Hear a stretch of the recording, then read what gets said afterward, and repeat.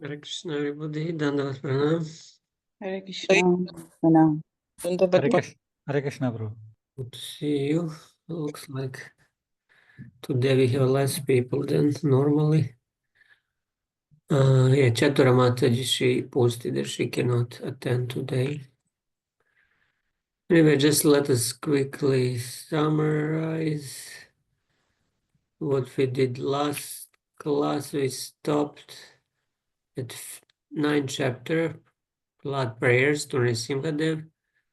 So Prahlad just finished his prayers. So last class we did, I think, only 7 shlokas or something like that. And yeah, they were quite elaborate purpose. That's why it took whole class to finish them. And basically Prahlad concludes by saying that only to the sixfold process of devotional service, which is a variation of ninefold process of Shravanam, Kirtanam, Vishnu Smaranam, just slightly modified and differently categorized, but basically the same processes. Only through this process of devotional service, one can become Paramahamsa, or one can achieve what Paramahamsas can achieve, Parampadam, the Lord's abode and pure love of God. And also point is being made there that the Lord, although he is called Nirguna, that he has no material qualities, that he has transcendental qualities, and that impersonal is wrong, and by ascribing to Lord no qualities at all, although he is full of transcendental qualities. So Prahlad, he finished his prayer, and then Narada Muni, he's retelling what happened. And then after that, he offered Dandavat Pranam, obeisances, prostrated obeisances to Lord, and the Lord being very pleased with Prahlad, he gave up his anger and start speaking. And we are just now about to read what Lord spoke to Prahlad. I'll share my screen. Om Namo Bhagavate Vasudevaya, Om Namo Bhagavate Vasudevaya, Om Namo Bhagavate Vasudevaya, Naranam Namaskritam Naram Cheva Narottamam Devim Saraswatim Vyasam Tato Jayamudirayat Nashta Prayasha Bhadrish Pityam Bhagata Sevaya Bhagavati Uttama Shloke Bhakti Bhavati Naishtaki. So 52. So Lord Nrsimhadev is speaking, Shri Bhagavan Uvacha Prahrada Bhadra Bhadram Te Paritoham Te Surottama Varam Varishnishva Abhimatham Kama Puro Asmyaham Nrinham. So translation, the Supreme Personality of Godhead said, My dear Prahlad, most gentle one, best of the family of the Asuras, all good fortune unto you. I am very much pleased with you. It is my pastime to fulfill the desires of all living beings, and therefore you may ask from me any benediction that you desire to be fulfilled. So it's interesting, it's my desire to fulfill the desires of all living beings. Purport. The Supreme Personality of Godhead is known as Bhaktavatsala, the Supreme Personality who is very much affectionate to his devotees. It is not very extraordinary that the Lord offered his devotees all benedictions. The Supreme Personality of Godhead said, in effect, I fulfill the desires of everyone. Since you are my devotee, whatever you want for yourself will naturally be given. But if you pray for anyone else, that prayer also will be fulfilled. Thus, if we approach the Supreme Lord or his devotee, or if we are blessed by a devotee, naturally we will automatically achieve the benedictions of the Supreme Lord. Yasya prasadat bhagavat prasada. Srila Vishwanath Thakur says that if one pleases the Vaishnava, spiritual master, all of one's desires will be fulfilled. And Vishwanath, please ask for a benediction. Lord is saying, what reservation can there be in the Lord who has affection for his servant and is the pinnacle of generosity? I am full of man's aspirations, one of which you can ask from me.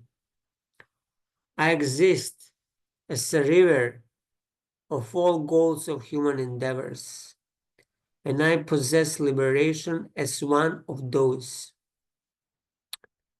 It should be understood that the jivas of whom Prahlad was thinking would be liberated at that time.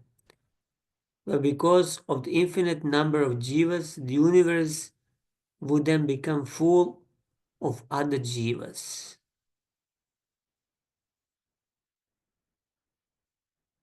So basically, yeah, it looks like that, but Prahlad's mercy, at his time, the universe was, was emptied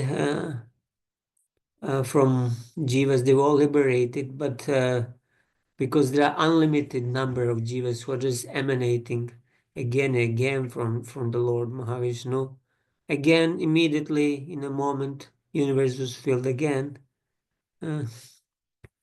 Similarly, in Vasudev Datta, he was also praying to Lord Chaitanya to deliver all the living and to transfer all sins of all living entities to him in order that they all can be delivered. And Lord explained to him that he can, liberate everybody without Vasudevadatta suffering. So it's not a big deal for Lord to liberate the whole universe in 1 second. So by the mercy of great devotee, like Prahlad Maharaj, or any other pure devotee who is on a topmost transcendental platform, any other conditioned living entity can be instantly liberated. So we need to get the mercy of such exalted devotee. And Srila Prabhupada was certainly one of such Paramahamsas. So if we get mercy of Prabhupada, we can also go back to Godhead very easily. So this is, situation where the Lord is offering one desire, that he can fulfill one desire. So imagine that the Lord appears in front of you and tells you, okay, choose, pick up one desire. So what would you take? Is a question. What would you ask?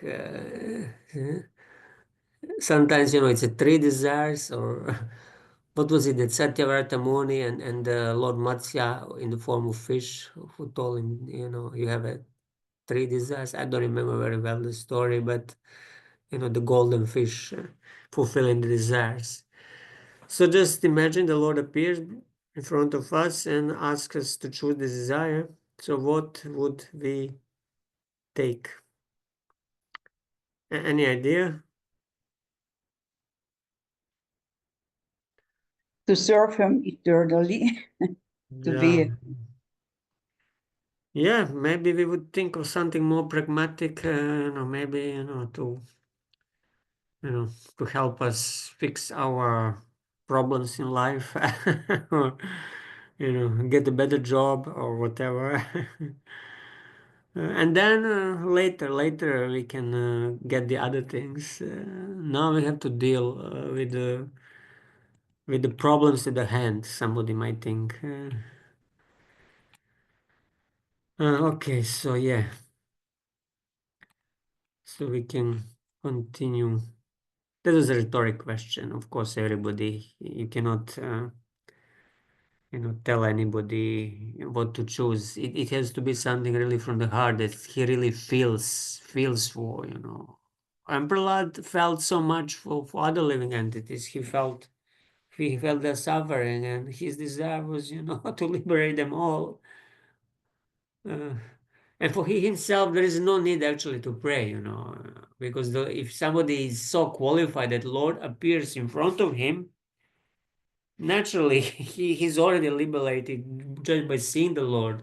So there is no much need to pray, even for our own liberation and our own eternal service. Although it's natural to pray for that, but we can use the opportunity to pray for others who are not that fortunate, who are not maybe a devotees, even practicing devotees. Okay, Subhadra Mataji, would you like to continue? Yes, Prabhu. Mam aprinatta ayushman darshanam durlabham hime trishtva mam na punarjantur atmanam taptum arhati. Translation. My dear Prahlad, may you live a long life. One can't appreciate or understand me without pleasing me. But the one who has seen or pleased me has nothing more for which to lament for his own satisfaction. Purport. One can't be happy under any circumstances unless one pleases the Supreme Personality of Godhead. But one who has learned how to please the Supreme Lord need no longer lament for his material condition. Vishwanath Chakravarti Thakur. Aprinatam, Aprinatah means be aprinayatah, who do not please me. One who sees me will not lament for unfulfilled desires. Yeah. So it is like the Lord is saying that without pleasing Him, one can't lament.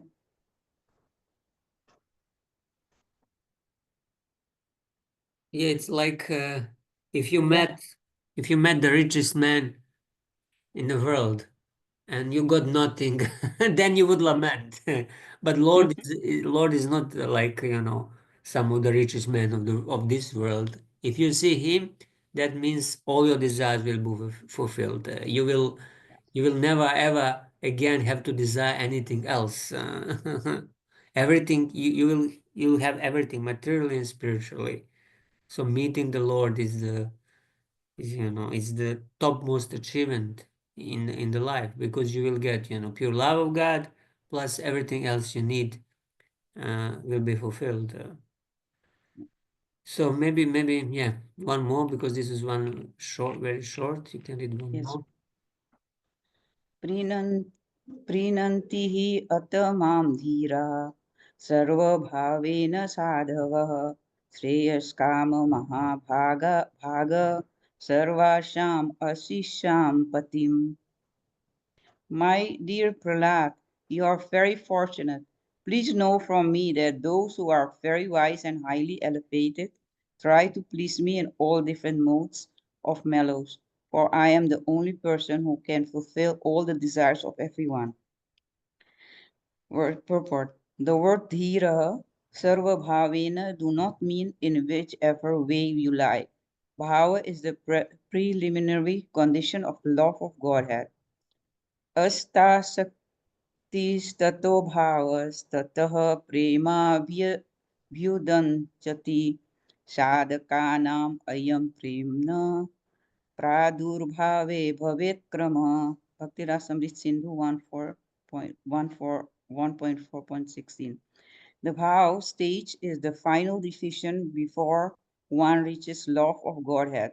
The word sarva bhava means that one can love the Supreme Person of Godhead in different transcendental modes of mellows, beginning with Dashya, Sakhya, Vatsalya, and Madhurya. In the Santa stage, one is on the border of loving service to the Lord. Pure love of Godhead begins from Dashya and develops to Sakhya, Vatsalya, and then Madhurya. Still, in any of these five mellows, one can render loving service to the Supreme Lord. Since our main business is to love the Supreme Personality of Godhead, one can render service from any of the above mentioned platforms of love. Prinanti should be prinayanti, they pleased me. Or if prinanti is accepted literally, then the meaning is they are satisfied with me in all types of rasas. So here, actually, the Lord is saying that you can have relation with Him in these five kinds of rasas: Dasya, Sakya, uh, Madhurya. Vatsalya. Sorry. Shanta is the first, then Oh yeah, Dasya. Shanta, Dasya, Sakya, Madhurya, and Vatsalya. Vatsalya. Yeah. So you can have relation with the Lord, and it starts from the beginning, like Adhoshradha, to the highest stage of Bhav Bhakti, and then you can get this kind of relation with the Lord. That is what I can understand from this. Yes, so the Shanta is kind of borderline of the service because it's a passive adoration, passive respect. One is not really engaging in some active service, but still, he's meditating on the Lord, thinking about the Lord. So in that sense, it's a beginning. That's why Prabhupada says border of loving service to the Lord. This is where where the bhakti starts. Some acharyas, they exclude actually Shantarasa from from pure bhakti, and some include it. So it's on the borderline, can be either here or there. And then progressively it starts from Dasya, and then it's explained here that in all these rasas, devotees feel fully satisfied with their love for the Lord and with their service, and the Lord is fully pleased with all of them, regardless of the particular rasa. But still, if we objectively, compare, the quality and the quantity of that love, we find that, those who are in Sakya rasa, they're higher in a sense of love than those who are in Dasya. Although in Sakya you have two divisions, you have Gaurava Sakya, the Sakya with the reverence. The These are friends of Krishna who are younger than him, and they kind of serve him and respect him at the same time. They're friendly to him, but with the respect and on a certain distance. And then there are sakas who are on the same level with Krishna, who ride on Krishna's shoulders and do all sort of things on an equal level. So this sort of friendship is higher than a friendship with the awe and reverence. And then even higher than this Sakya rasa is Vatsalya rasa. Krishna's parents, Yashoda and Nanda, they never think that Krishna is God or anything like that. They think he's just a small child. He's very helpless, and we need to protect him. So they are in a higher position than Krishna, uh, and that means that their love is completely unhindered by any thoughts of respect. Generally, parents, they don't offer obeisance to their children. It's children are those who are supposed to offer obeisance to parents, not parents to children. So the Vatsalya rasa is completely devoid of any Aishwarya, any awe and reverence. So that's why the love of Vatsalya rasa devotees is bigger. It's higher because it's not hindered by any awe and reverence. Because this awe and reverence, it hinders uh, the bhakti. It hinders the expression of love. Because there is some sort of distance, some sort of fear, like Arjuna when he saw the cosmic form, he was afraid, he was stunned, he was in shock, and he immediately started offering prayers and became a little distant from Krishna because he was thinking, oh, Krishna is just my friend before that, but when he saw the universal form, immediately, he thought, oh, I committed offenses, this is the supreme Lord. So he started offering prayers, and that diminished actually his love. The love went into the background. So that's why he prayed to Krishna, please, hide this universal form. I want to love you as my friend as previously. So that fear, that awe and reverence, that Aishwarya, the exhibition of opulence, limits the love. So that's why our aspiration, our goal is love that is devoid of of this Aishwarya. That's why Vrindavan Dham is called as Madhurya Dham, because the Madhurya, not only in terms of Madhurya Rasa, but the mellow sweetness predominates there. In Vaikuntha and Ayodhya and other dhams, Aishwarya predominates. But in Vrindavan, Madhurya, the sweetness predominates. It completely covers the opulence of Vrindavan. Vrindavan is very opulent, every stone is like a gemstone, but it's covered. It's not seen. In order for the residents of Vrindavan, for Vrajavasis to fully express their love, if they would see how Krishna is God, how Vrindavan is opulent, they would not be able to love Krishna so purely. It will be hindered. And of course, devotees in Madhurya Rasa, in a mellow of conjugal love, their love is completely unalloyed with any tinge of awe and reverence. Gopis, they never think of Krishna as Supreme Lord, although sometimes they become aware. Like Mother Yashoda also, when she looks at Krishna's mouth, for a moment, she sees the universe and everything, and for a moment, she thinks, oh, my boy is Supreme Lord, but immediately Yoga Maya kicks in and covers her knowledge. So again, she forgets in order to be able to love Krishna without any hindrance. Okay. Bhakti Rasamrita Sindhu. This is one of the essential books on Bhakti that we all should study and know very well, because it's like a guide of development of our devotional service. Prabhupada, that's why I translated very early on as a summary, in summary form, as the Nectar of Devotion. But then, yeah, if you read complete Bhakti Rasamrita Sindhu, it's even better because more details there. Bhanu Swami translated quite some years ago, but now BBT is coming with a new translation, which will be even better. And it's coming out very soon. All right, so who else is there? Gunraj Prabhu would like to read.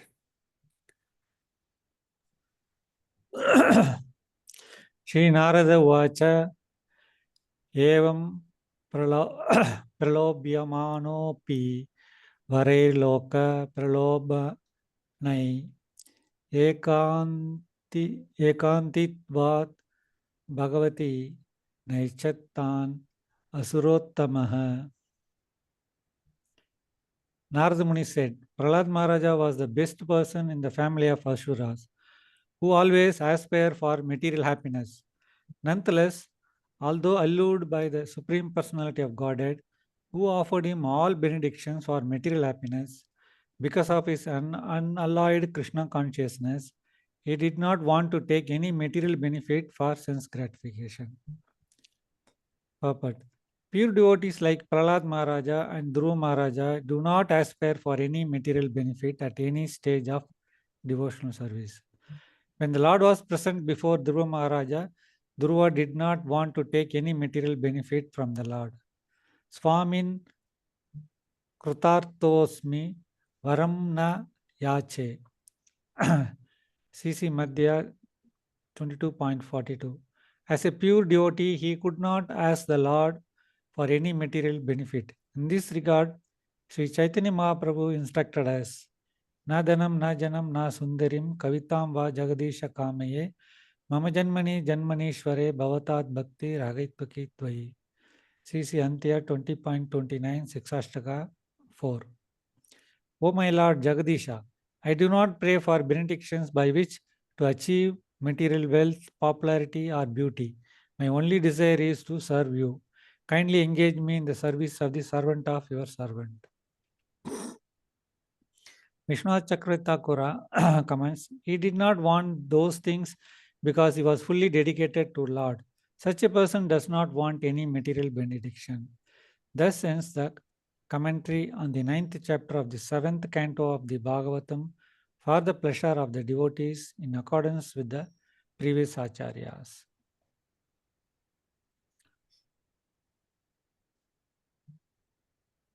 So here the main thing is that pure devotees of the Lord, they don't want any material benedictions. They want to serve the Lord as long as they are there. And that is what we also pray in the Sixashtakam prayers every day. Yeah, this is quite high standard of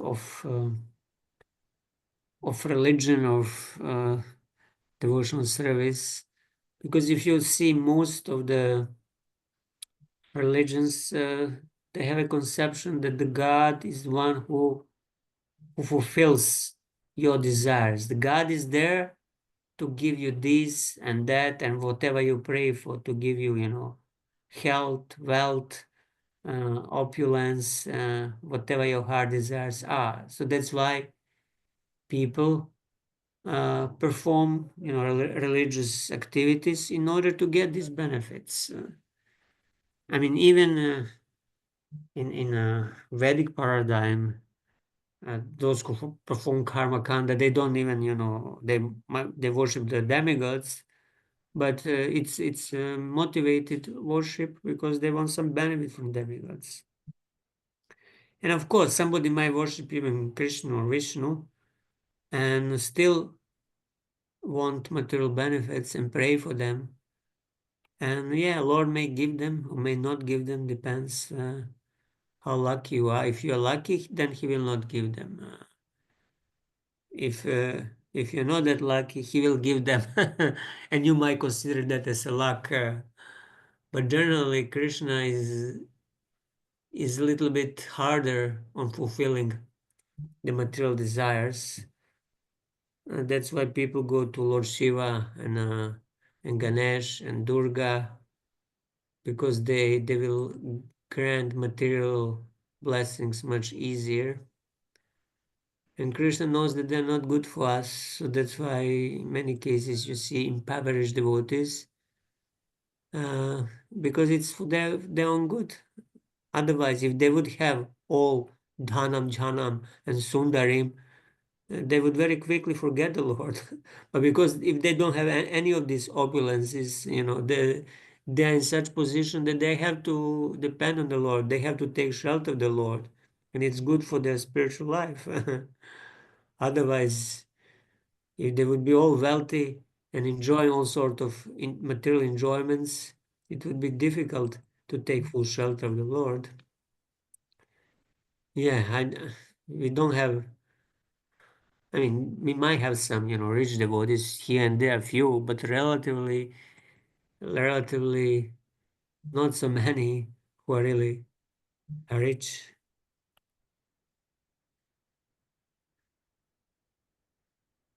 Even Sudama Brahman, if you remember the story, he was so impoverished that his wife basically forced him to go to Dwaraka to ask for little wealth.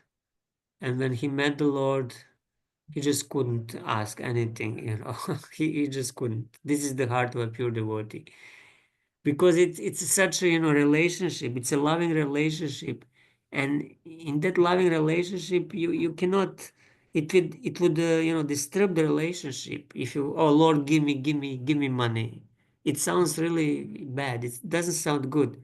Just imagine you have some very very good friend, and then one day you just ask him, oh, give me this, I need this, and then how will the friend feel? Oh, he needs me just for money. It's not about our friendship, it's about my money. That's why wealthy people, we see very wealthy people, they have very few friends. because all those who are smiling at them, who try to get their attention, most of them, they want something from them. They want money from them. So that's why wealthy people are very, very suspicious and very stingy, because others are friendly towards them only because of their money. But we want friends that are, friends without any of these considerations. They are friends in good and bad, whether we have money or not. Friend is there for us to hear from us, to help us. This is the real friend. But if friend is there just because of the money, this is not real friend. It's not real friendship, and it's not real love. So that's why pure devotees, they don't ask, because it would break, the love, the sacredness of that love. If we the love would become materially motivated. It would not be pure. But those who are on the lower stages of devotional service, who are still full of material desires, they think the Lord is a provider, and they pray for material benefits. But luckily for them, in many cases, Lord do not fulfill these material desires. But He gives just enough, as much as is needed for devotee to live peacefully and perform devotional service. Okay, so we finished the chapter, and now we are on the next chapter entitled Prahlad, the best among exalted devotees. So we have a chapter summary. Wow, quite long. Who would like to read? Dhanashri Mataji, would you like to read?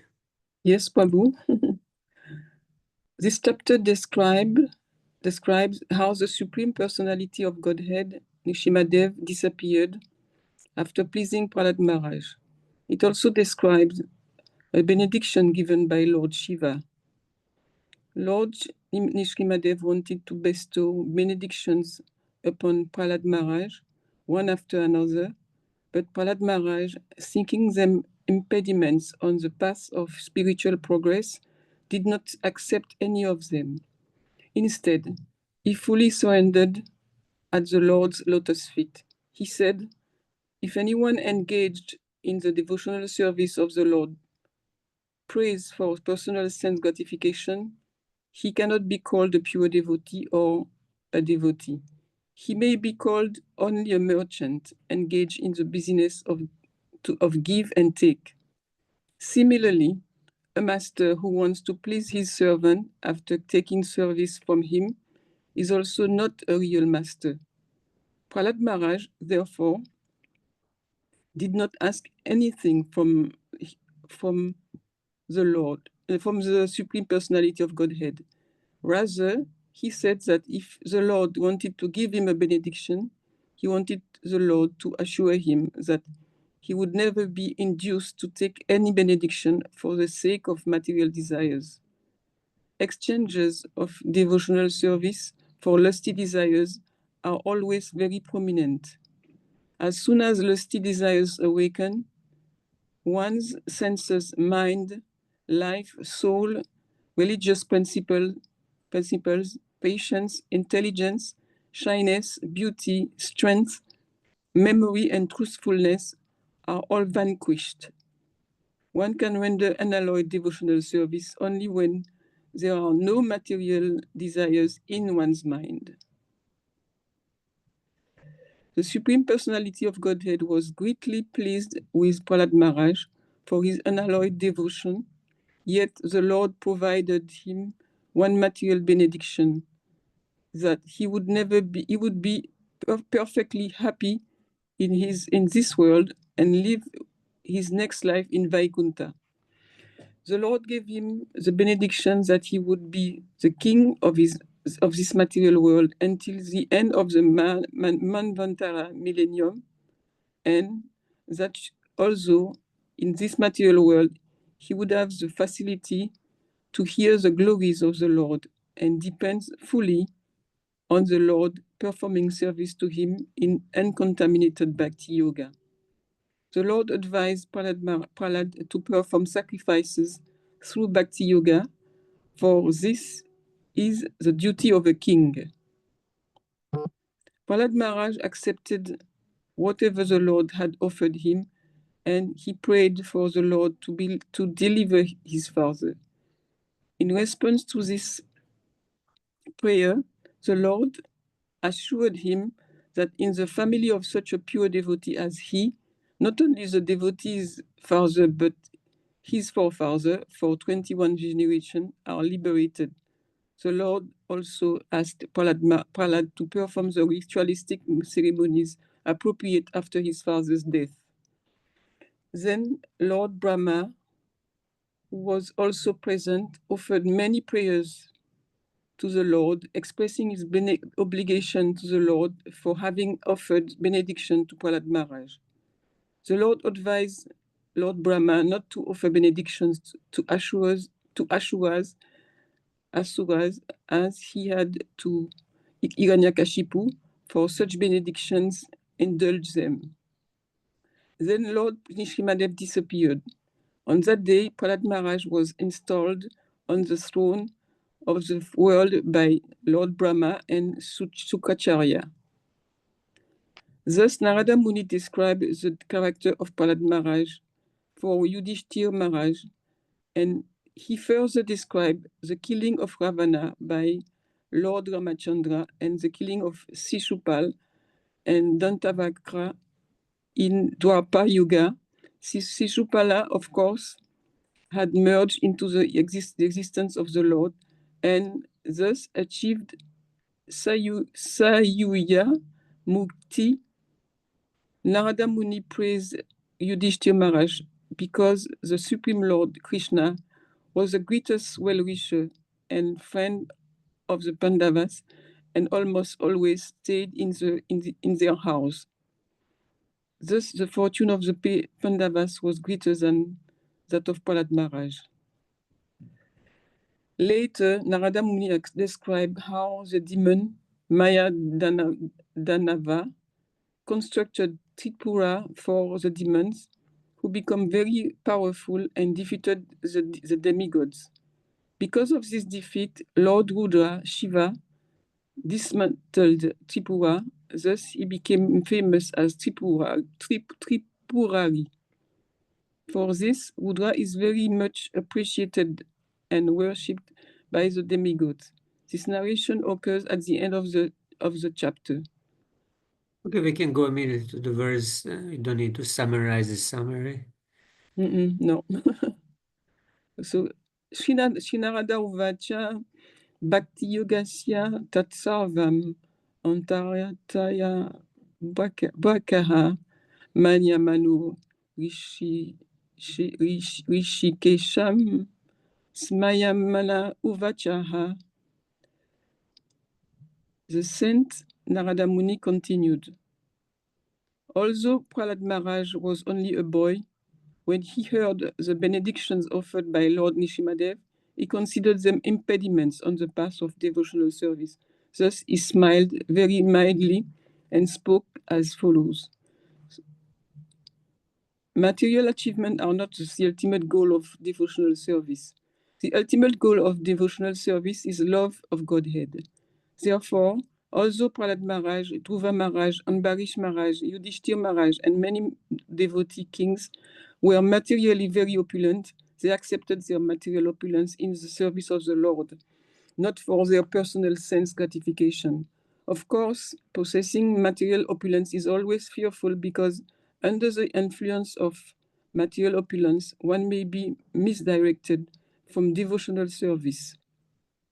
Nonetheless, a pure devotee, Anyabilasita Sunyam, Bhakti Rasamritu 1.1.11, is never misdirected by material opulence.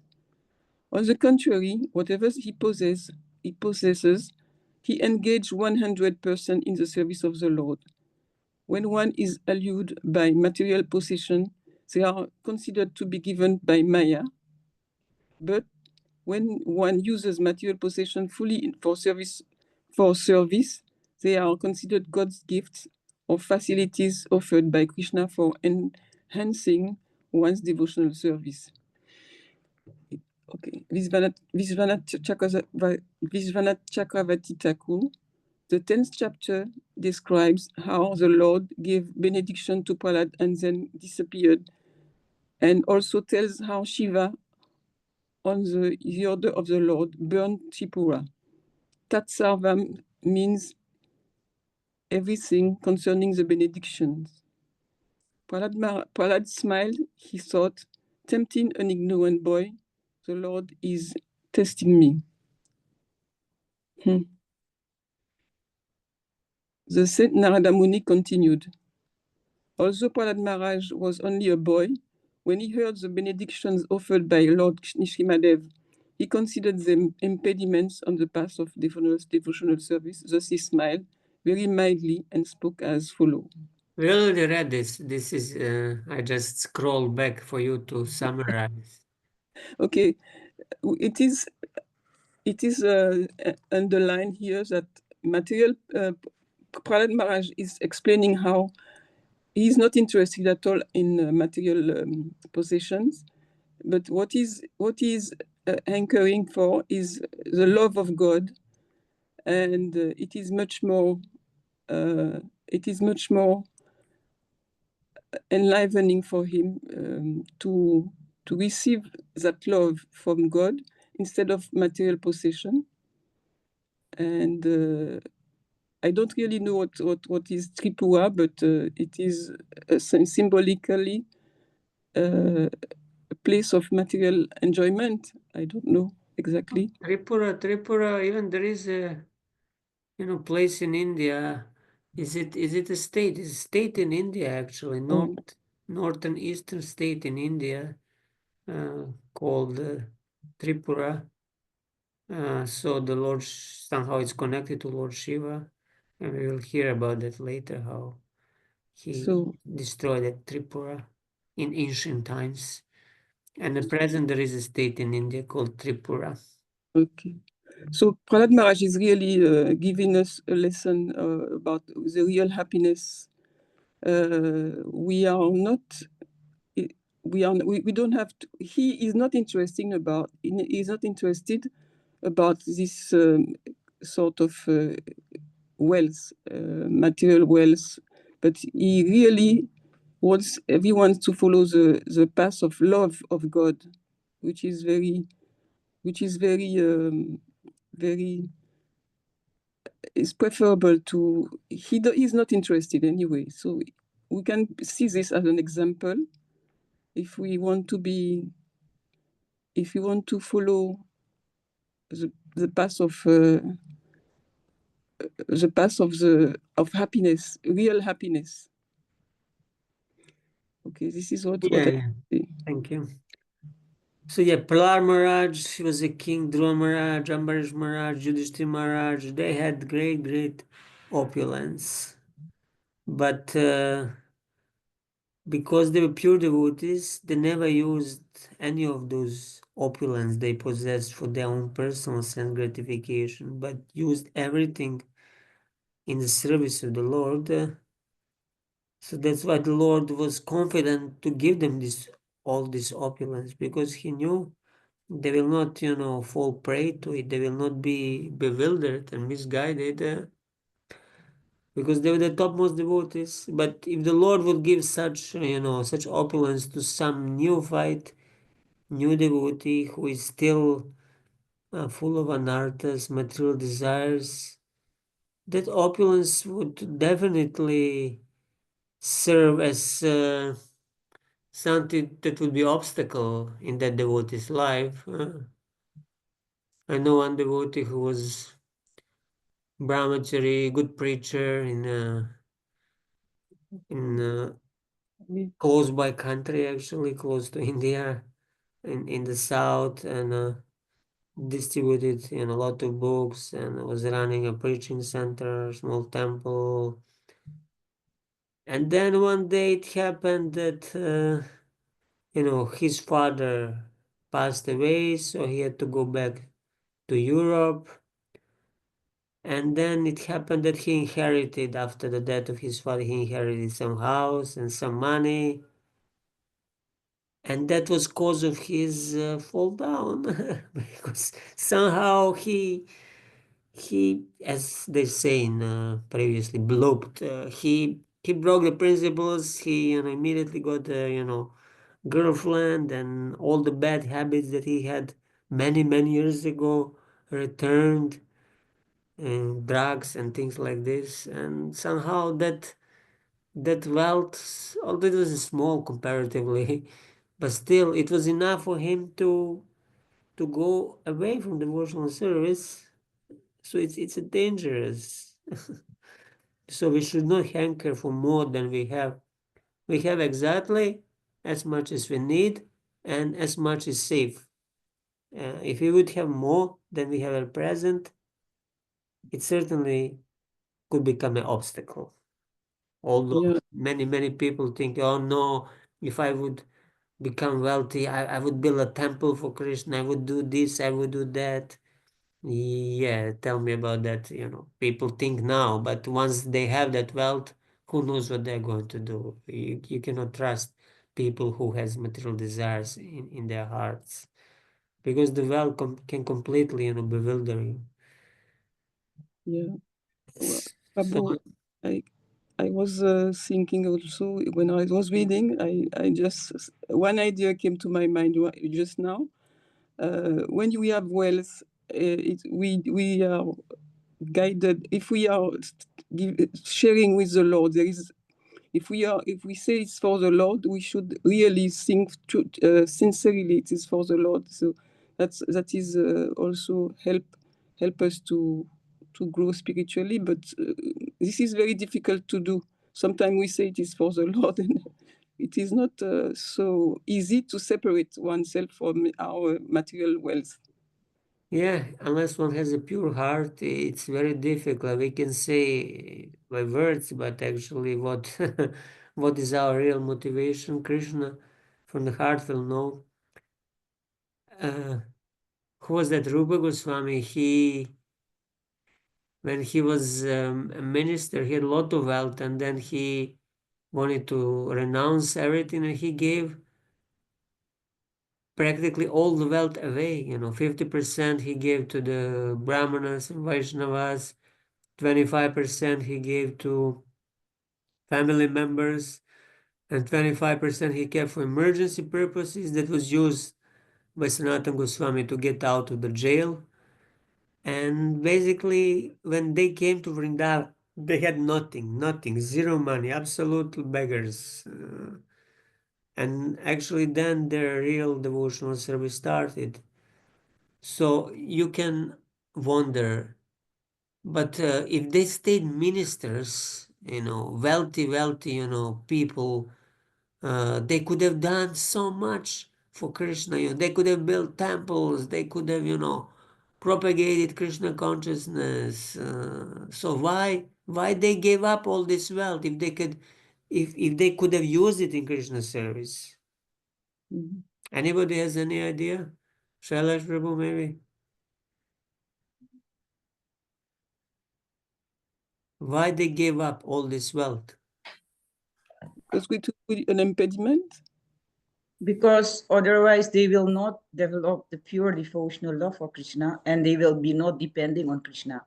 And for devotional service, we should be full dependent on Krishna. Yeah, you can say like that, although they were already perfect, basically. uh, they were already perfect. Raghunath Das Goswami also, he was the son of very rich man. Still, the parents, they try to force him. They make him marry very beautiful lady, but still, he didn't want to have anything with his wife. He slept outside of the house. Uh, and just pretended to be, materialist for some time. And then at first opportunity, he fled. He escaped and went to Puri to join Chaitanya Mahaprabhu. And there he exhibited the topmost level of renunciation, first begging in front of the Simhadvara, and then after some time even giving up that and only eating rotten rice that was thrown to the cows.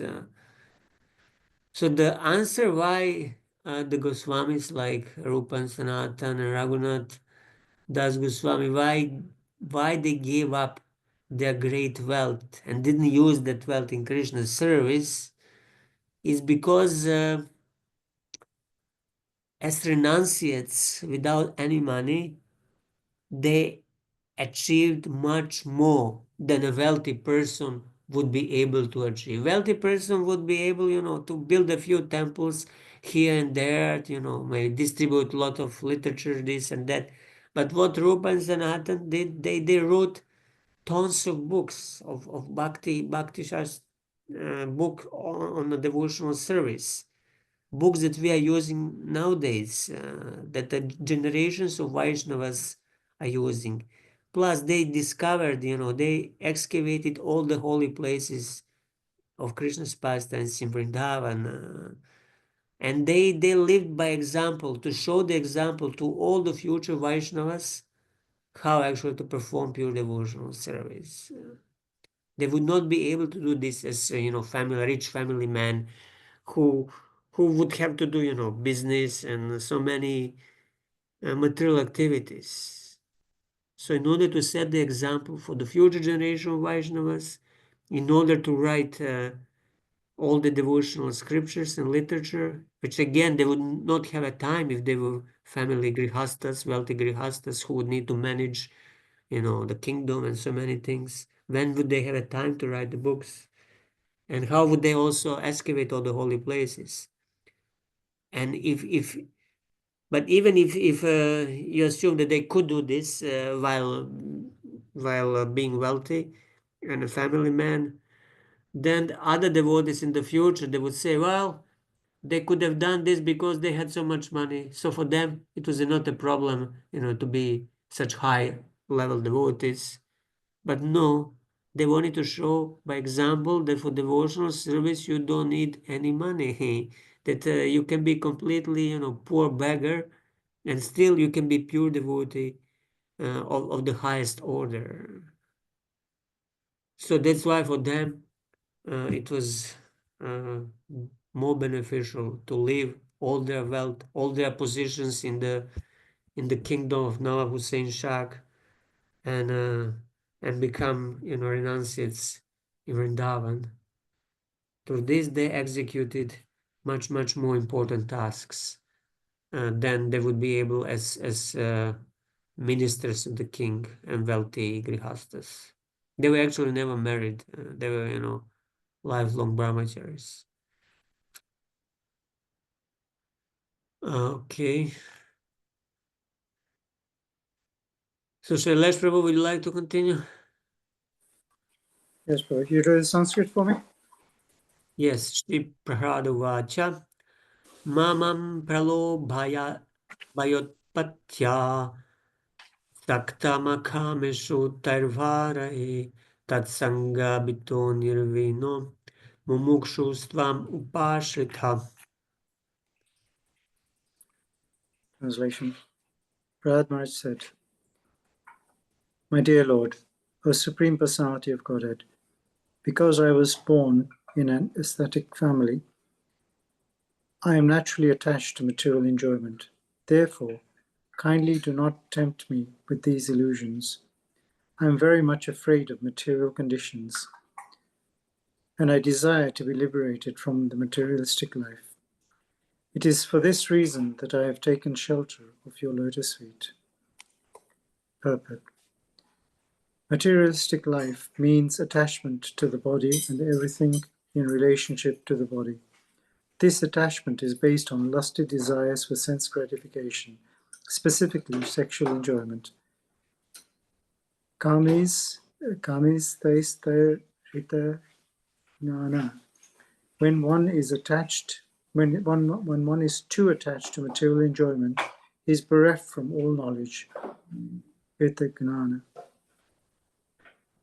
As stated in the Bhagavad Gita, those who are attached to material enjoyment are mostly inclined to worship the demigods, to procure various material opulences. They are especially attached to worship of the goddess Durga and Lord Shiva, because this transcendental couple can offer their devotees all material opulence. Prahlad Maharaj, however, was detached from all material enjoyment. He therefore took shelter of the lotus feet of Lord Nrsimhadev, and not the feet of any demigod.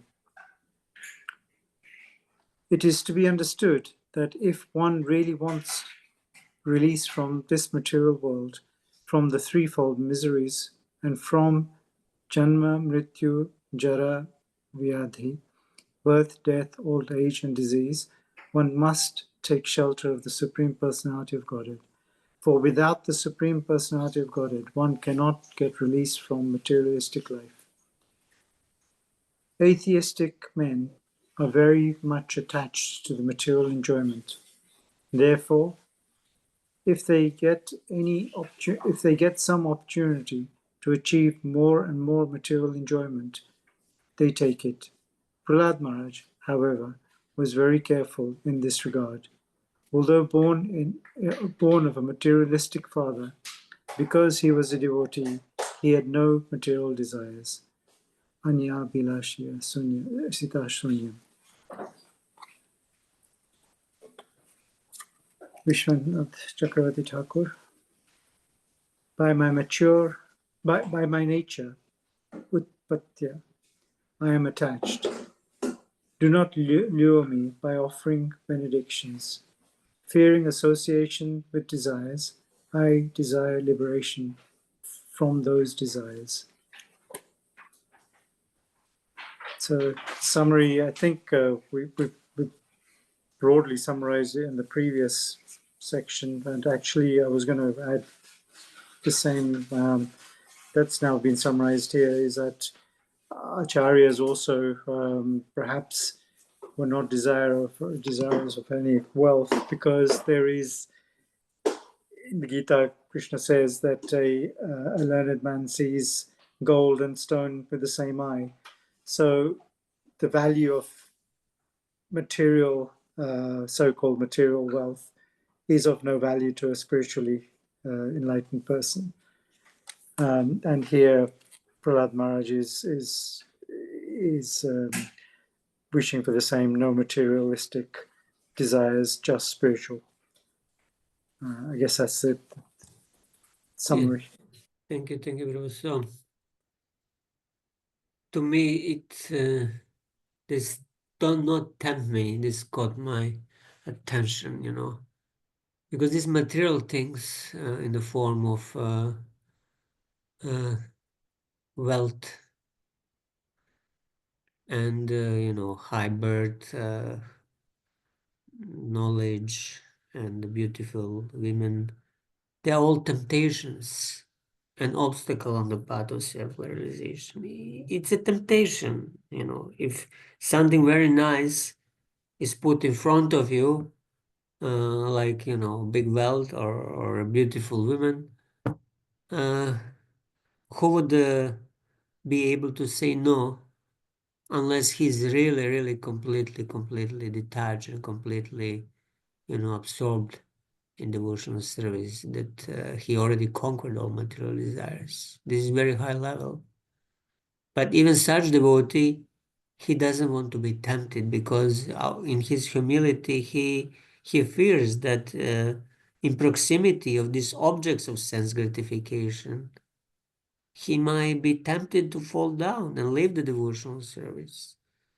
And it's actually a possibility, even up to the stage of bhava. There is that story of one of the alvars in South India, who was very, very advanced devotee, achieved the level of bhava, not yet prema, but it's beginning stage of prema. It's bhava, first sunshine of sun ray of prema. It's called bhava. And then somehow he was engaged in the garden for the deity, taking care of the tulsi.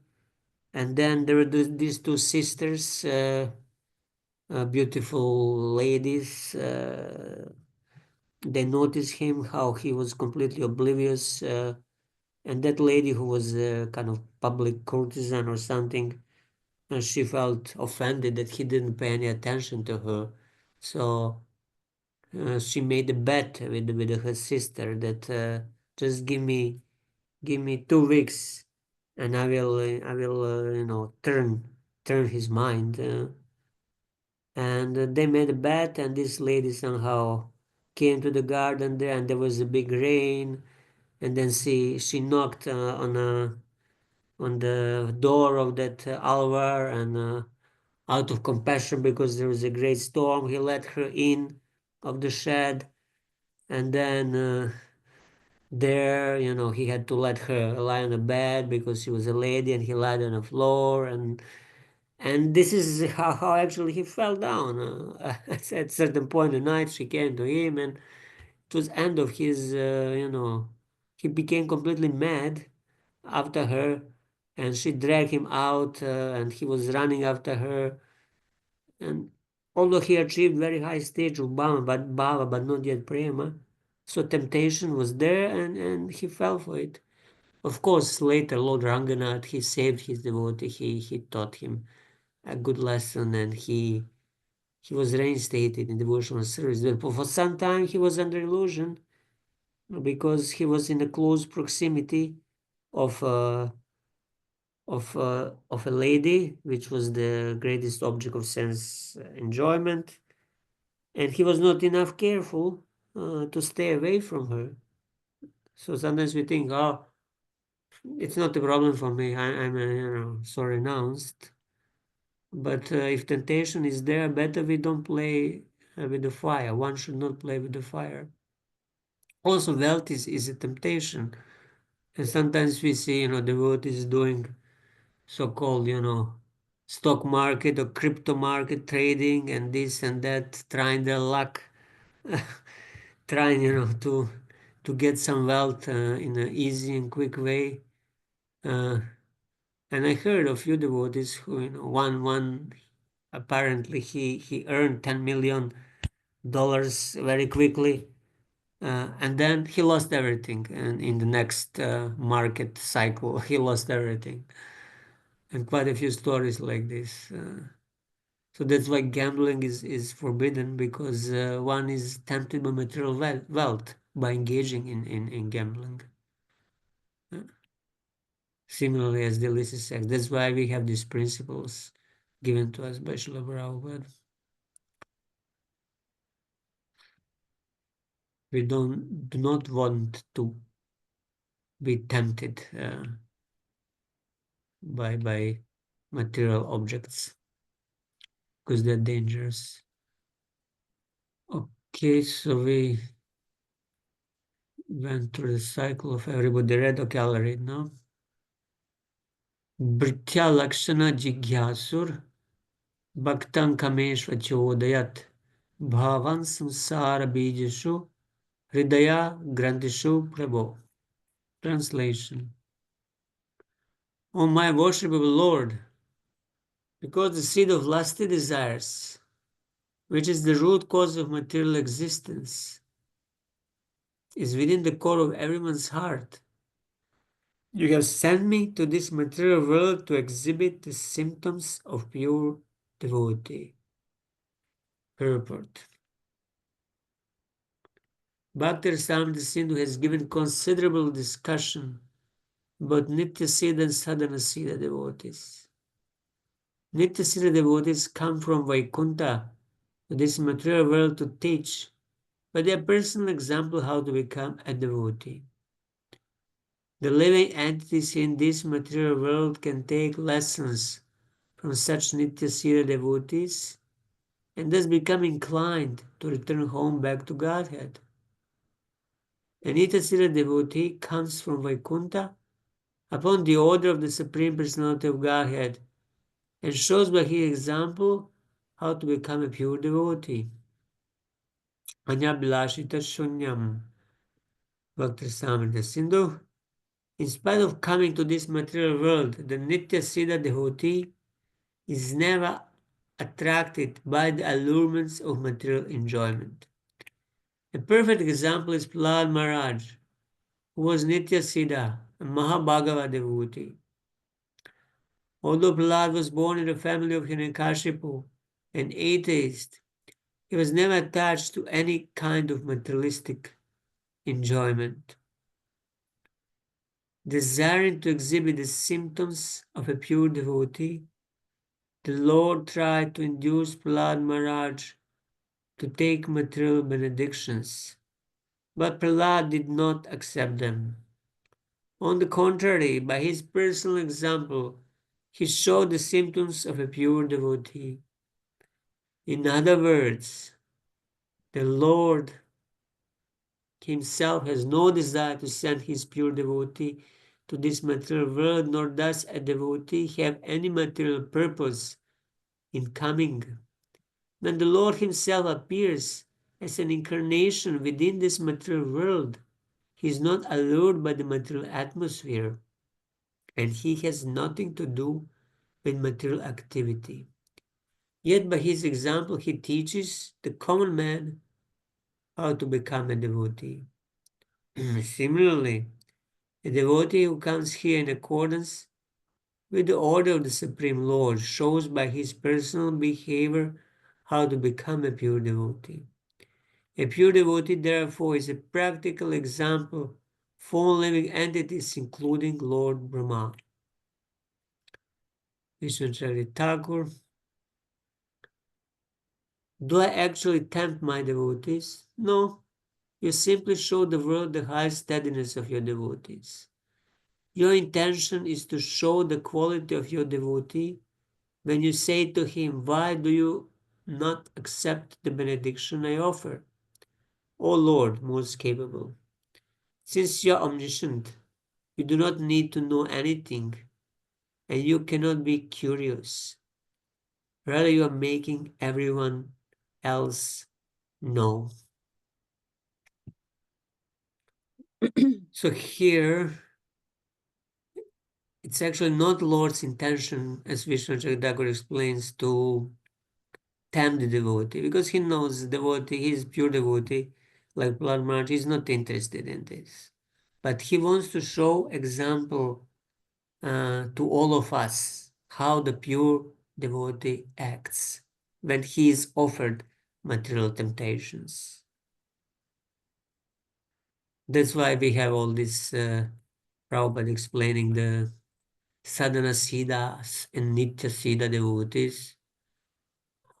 Just imagine that in this world we do not have any siddha devotees, perfect devotees, that all devotees we know and have around are just neophytes, very new devotees who are still full of anarthas. So where would we get the right example? How to behave, what to do, how to do, from whom we would learn if only neophyte devotees would be around. But that's why, for our own benefit, Lord sends these Nitya and Sadhana Siddha devotees. So Nitya are those who are perfect due to eternal perfection, means they were never conditioned souls, and Sadhana Siddha devotees at one point in time they were conditioned by performance of process of bhakti, they become perfect. And at that point, there is no difference between Nitya Siddha and Sadhana Siddhas because they're all on a perfect transcendental level. Sometimes it's explained that Prahlad Maharaj, although here is mentioned as Nitya Siddha, Prabhupada says Nitya Siddha, in another place it's explained that he's a mixed Siddha, both him and Narada Muni are mixed Siddhas. Means that at the same time they are Nitya Siddhas and Sadhana Siddhas, so that their perfection is partly because of eternal perfection and partly because of practice, following the process of bhakti. If you remember Narada's life, for example, he was in his previous life, he was the son of a maid servant, and then he had opportunity during Chatumasya to stay the association of Bhakti Vedantas and to hear Krishna Katha from them and to get some Mahaprasadam from them. And from them he got the taste, and then he engaged in devotional service, in bhakti. His mother died, so he left the home as a small child and just traveled the world as as Parivrajaka and chanted the glories of the Lord and achieved the Bhava platform. And at that point, he left the body, and then next life he got the body of transcendental body of Narada Muni. So in his progression, we see this practice in previous life. So although he is eternally perfect, still he goes through the sadhana in order to show all of us how to attain perfection by practicing devotional service. So his example is is the best to follow. So it started with the sadhu sangha, association of devotees, and hearing from them, and then engaging in a chanting the glories of the Lord and the holy name of the Lord. Hare Krishna Prabhu. Yes. I have noticed we are only at the beginning of the chapter. The first pages we already quoted Anya Bilasita Sunyam 3 times, maybe more. Is it something that we should understand by this, or? Yeah, this is the definition of your devotional service. Anya Abhilasha means shunyam. Shunyam means devoid of, and Abhilashas are desires.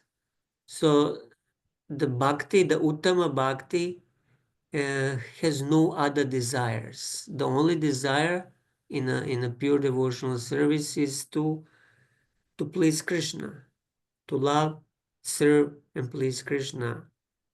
So in order to be considered pure devotional service, devotee who is performing that service should be freed from all material desires, which is the exact point that Prahlad Maharaj is making here in his prayers. He's a pure-hearted devotee. He has no material desires, and that's why he is in the platform of pure devotional service, and we all want to follow in his footsteps to become also pure devotees, because most of the devotees, especially neo devotees, they struggle with material desires. Their hearts are full of material desires, and that's why they are not able to perform pure devotional service. These are not these obstacles. So by listening about the example of devotees like Prahlad Maharaj, we get the idea what the pure devotional service is. That is, it is something that is not done for material benefit. It is done out of love, of pure love. Anya Bilashda Shunyam Jnana Karma Yanavritam. It's also without any mixture of jnana and karma, all these other processes. Anukulena Krishna. No, it's favorable to Krishna because you comes also constantly remembered Krishna, but it was not in a favorable mood, so it was not anukulena Krishna anushilanam. So it's a cultivation, anushilam. It's a activity. It's something that is done with with our senses. And of course, bhakti has two parts. One is Cheshtarupa, it's called Cheshtarupa, another is called Bhavarupa. So it involves activity and involves emotion also. This is Bhavarupa. And Cheshtarupa is activity. So first we engage our senses, our tongue, our ears, our hands, and everything we have, and our mind, of course, is the most important. And then through that, the bhava, the emotion, will arise in the heart. And through this performance, if we are very careful not to water the weeds in the form of anarthas, the bhakti lata bij will eventually sprout and grow into bhava and eventually mature into prema. So yes, this is the definition. Bhakti Rasamrita Sindhu is the ultimate book on bhakti, on devotional service, and this is the most important verse in the Bhakti Rasamrita Sindhu. So it has to be mentioned at every page, not only 3 times in this chapter. So we should know this verse by heart. And actually, if you read Bhakti Sindhu, Jiva Goswami gives very long purport on just this verse. It's few pages purport, analyzing each and every word, what it means for edification. Yeah, Prabhupada also, I think, in Nectar of Devotion explains in summarized form. Yes. So, Mhm. yeah, you want to say something, Dhanashree Mataji? No, it's okay. I was thinking about nectar of devotion. That's why I was. Yeah, Nectar of Devotion is there. We can use that. And of course, when this new BBT, Bhakti Rasamrita Sindhu comes, we should also get it. Meanwhile, we have Bhanu Swamis. If anybody needs, I can send. I have a Word file, PDF. It's something good to read. Okay. All right. What is the time? Should I read or somebody else wants to read? I can read. Yes, Mataji, please. Nanyatha te akhilo guru ghatte karunatmanah yasta ashisha asaste na sabhrityah savai vannik. Vanik merchant or Yeah. Otherwise, O my Lord, O Supreme Instructor of the entire world, you are so kind to your devotee that you could not induce him to do something unbeneficial for him. On the other hand, one who desires some material benefit in exchange for devotional service can be your pure devotee. Indeed, he is no better than a merchant who wants profit in exchange for service. Purport. It is sometimes found that one comes to a devotee or a temple of the Lord just to get some material benefit. Such a person is described here as a mercantile man. Bhagavad Gita speaks of artho jigyasur artharthi. The word artha refers to one who is physically distressed, and artharthi refers to one is in need of money. Such persons are forced to approach the Supreme Person of Godhead for mitigation of their distress or to get some money by the benediction of the Lord. They have been described as sukriti, pious, because in their distress or need for money, they have approached the Supreme Lord. Unless one is pious, one can't approach the Supreme Personality of Godhead. However, although a pious man may receive some material benefit, one who is concerned with material benefits can't be a pure devotee. When a pure devotee receives material opulences, this is not because of his pious activity, but for the service of the Lord. When one engages in devotional service, one is automatically pious. Therefore, a pure devotee is Anya Bilasita Sunyam. Bhaktirasamrit Sindhu. He has no desire for material profit, nor does the Lord induce him to try to profit materially. When a devotee needs something, the Supreme Person of Godhead supplies it. Yoga Chemam Ibahami Aham. Bhagavad Gita 9.22. Sometimes materialists go to the temple to offer flowers and fruit to the Lord because they have learned from Bhagavad Gita that if a devotee offers some flowers and fruits, the Lord accepts them.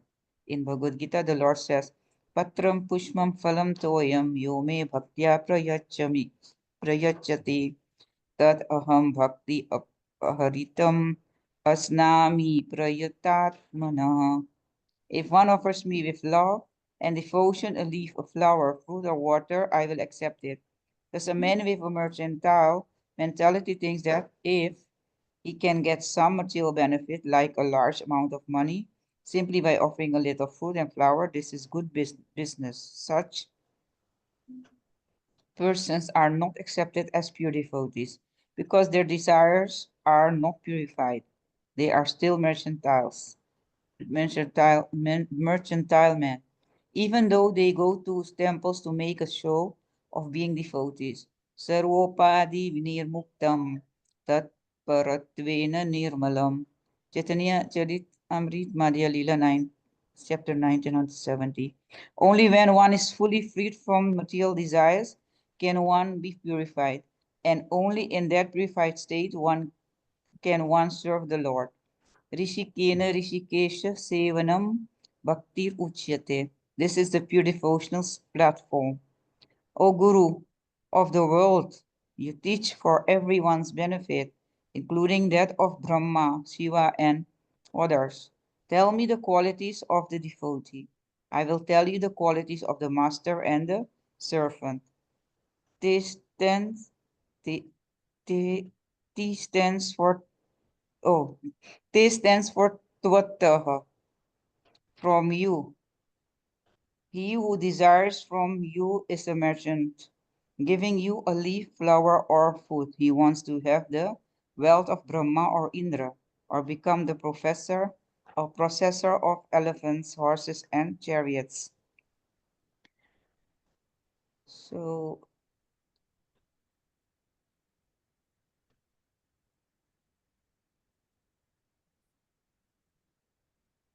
So what is the main point here?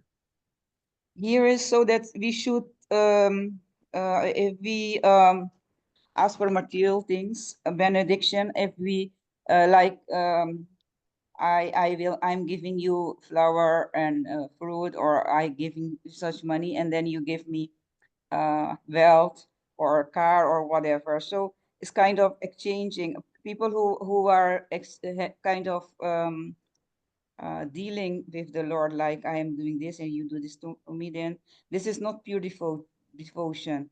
This is not real. Means it is like Business. It is pardon? business.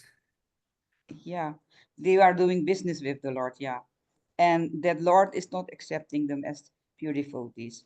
You should be without any material desires um, to get the pure devotion from the Lord. You have to do devotional service like that without Yeah. any desire, like Anya Vilasita Sunyam. Again, it's saying you have no material desire or material or you don't want any material profit. And mostly people who are mercantiles, they have some desires, and that's why they are coming to the temple.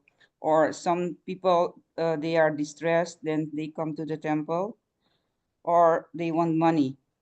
And there are two more kind of people, they are coming to the Lord, but I forgot. Yeah, Artharthi Jigyasu. The Jigyasu is the one who is inquisitive. Artharthi who wants money. Artha, one who is distressed. So distressed, who wants money, inquisitive. So Oh these are yeah. all materially motivated people who are approaching the Lord. But still, because they are approaching the Lord, they're pious. There's so many who do not approach the Lord, although they are in distress, although they need money, and Yeah. they do some other things. Mm.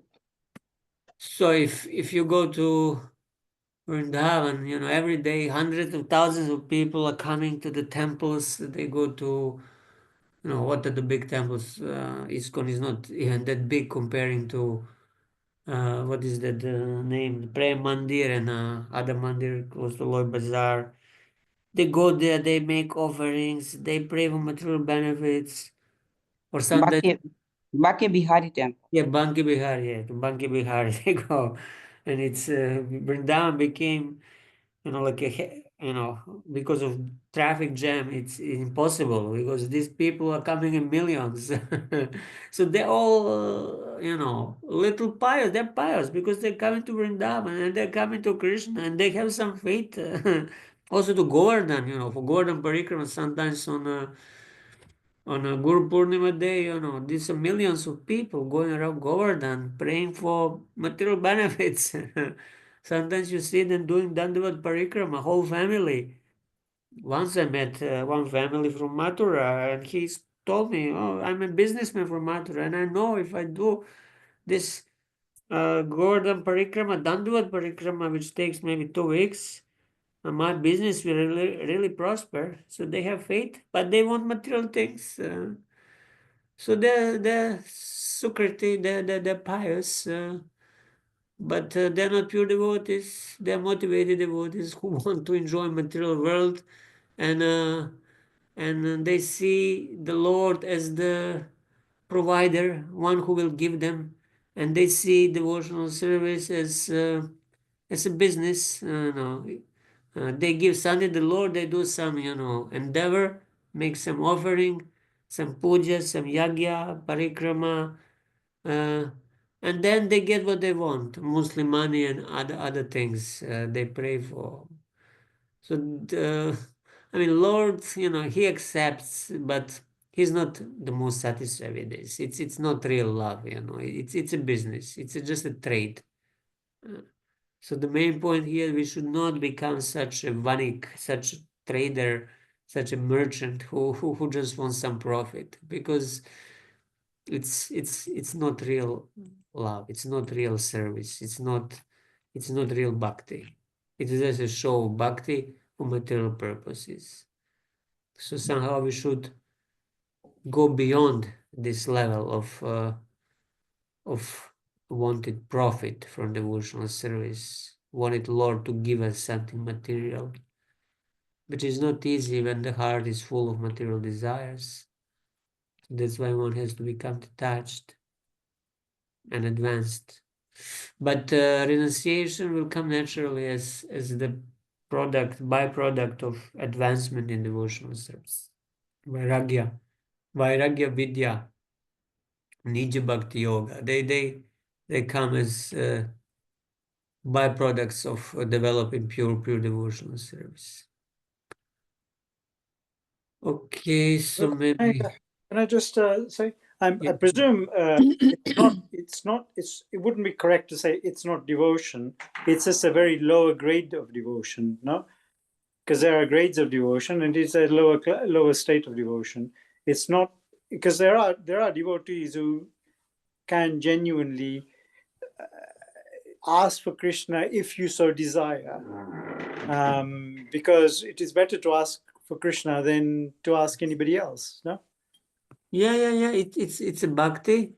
Definitely, it's a devotion, but it's not pure devotion. It's not unalloyed bhakti. It's not uttama bhakti. Yeah, so So it's not correct to say it's not devotion. It can be, but it's a much lower grade of devotion, of course. And for those who still have desires, it is better to ask for Krishna than to ask for anybody else. No?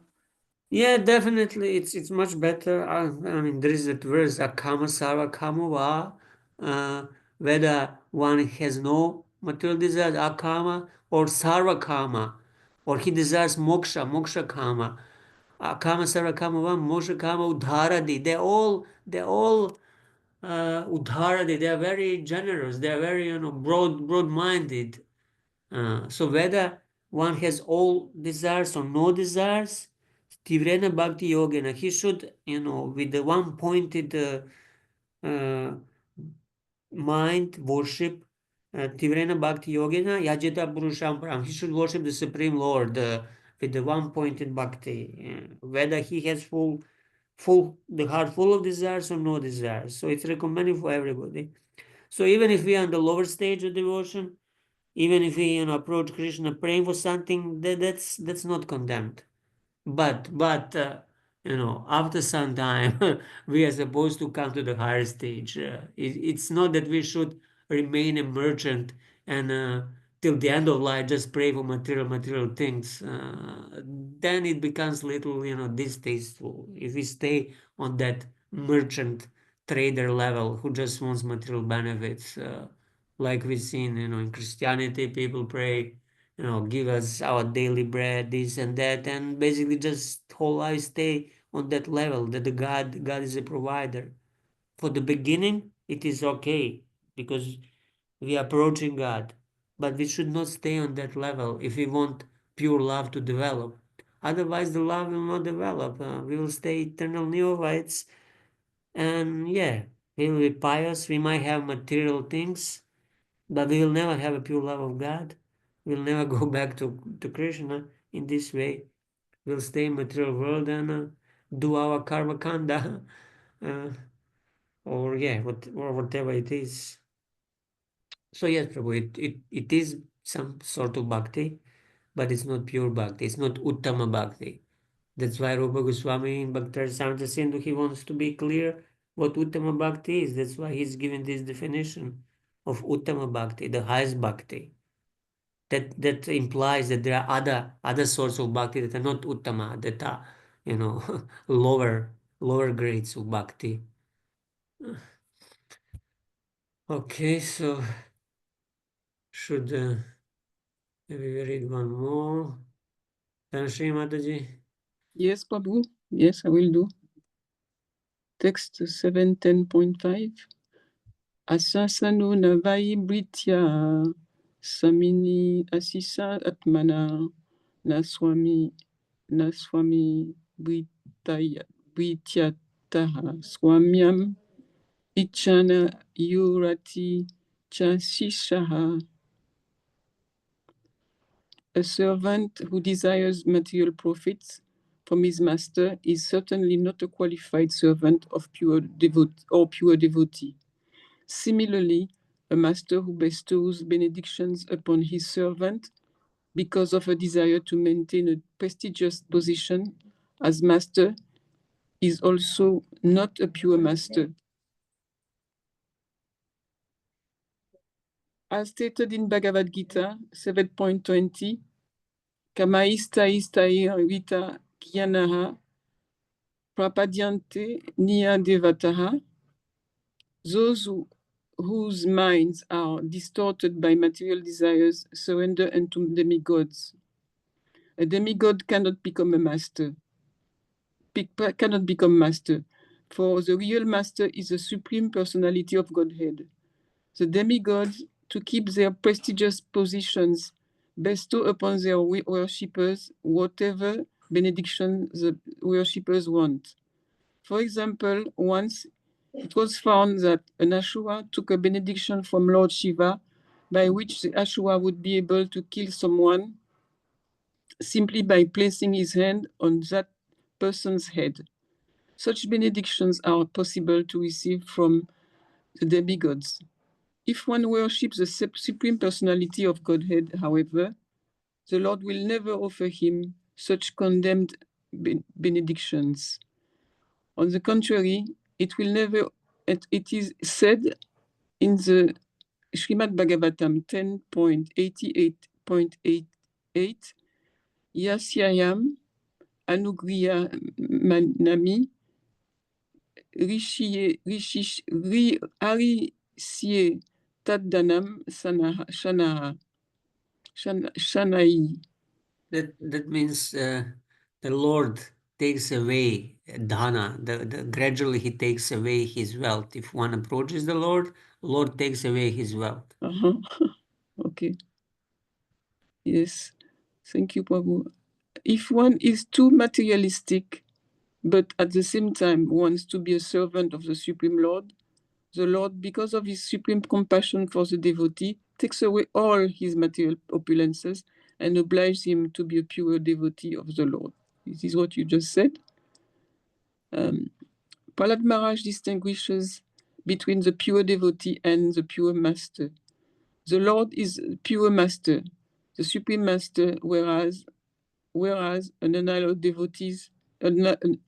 devotee with no material motives is the pure servant. One who has materialistic motivation cannot become a servant, and one who unnecessarily bestows benediction upon his servant to keep his own prestigious position is not a real master. Vishwanath Chakrabarti Thakur, this supports the meaning of the previous verse. He who desires power from having servants, give to the servant, is not a master. So in this verse, it is really clarifying. This verse is clarifying what is a real devotee with pure love for Krishna, and what is a master, materialistic master, and what is a master really. Because you have to distinguish between the one who is pure master, who is turned towards the Lord, and the master who is materially inclined. So it is simply this verse is simply confirming what is said at the beginning of the chapter. It is the distinction between pure love of God and materialistic motivation. Yes, thank you. Just further elaborating on the point that pure devotional service is not business, it's not exchange of material benefits from a servant to a master. That pure love is something completely different. It's unmotivated. Anukulena Krishnanu Shilanam. Yeah, it's without any motivation. Why the mother loves the child? This is the purest form of love that we find in this material world. She doesn't get anything from child. She's just naturally attached and loves her child. So similarly, in order that a relationship between Jiva and the Lord fructifies into love, it has to be unmotivated. It should not have any material reason behind it. We just love and serve Krishna because he's eternally our master. He's the Vrajavasis. Why they love Krishna? They never think Krishna is God. They just love Krishna because he's such a nice boy. So it's a real love. That's the meaning of love. Otherwise, if it's motivated, it's not real love. It's a business. But still, it could be called some sort of lower grade bhakti, but it's not uttama bhakti. So our ideal is this uttama bhakti. So we preach that, we hear about it in order to be inspired, but by that pure love, not a material business exchange, like it's present in the world. If you go and you want to get a job in some corporation, they ask you what is your motivation, and then you have to you have to write many things how you are purely motivated, but everybody knows that you are going there in order to get a salary, to get the money, and to maybe make some career, some progress. It's a purely materialistically motivated endeavor. It's not that you love corporation or corporation loves you. They love you only as long as you are useful to achieve the corporate goals. So we don't want such a so-called corporate love with the Lord. Okay, so maybe we should stop here. It's already 6:45, and then we can continue. Next class, thank you all very much for coming today. So I guess next Wednesday is 22nd. 22nd, yeah, we'll continue next Wednesday. Good night to everybody. Thank you, Hare brother. Krishna, Prabhu. Krishna. Hare Krishna. Thank you. Hare Krishna. Very much.